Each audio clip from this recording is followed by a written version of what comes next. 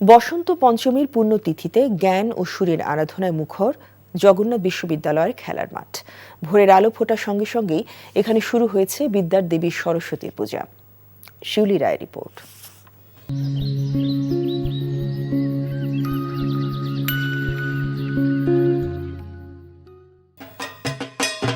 ভোরের আলো ফোটার সঙ্গে সঙ্গে জগন্নাথ হলের খেলার মাঠে শুরু হয় শঙ্খধ্বনি আর ঘণ্টার প্রতিধ্বনি।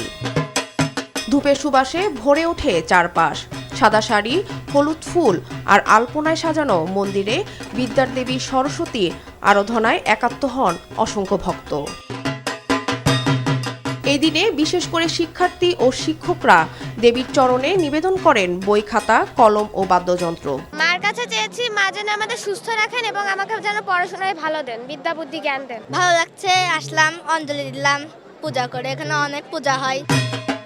সরস্বতী পূজা মানেই ছাত্রছাত্রীদের আবেগ আর সাংস্কৃতিক চেতনার প্রকাশ। বিশ্ববিদ্যালয়ের বিভিন্ন বিভাগ ও সংগঠনের উদ্যোগে সাজানো হয় রঙিন মণ্ডপ। পাঠ্যপুস্তকগত বিদ্যা না, যেটা আমাদের নলেজটা থাকা দরকার, সমাজ, তারপর বিশ্ব, পৃথিবী সবার সম্পর্কে এমপ্যাথি, এইগুলোই চেয়েছি।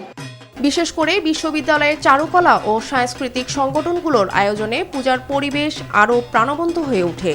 অনেক শিক্ষার্থী নতুন খাতায় লেখাপড়ার সূচনা করছে আজকের দিনে।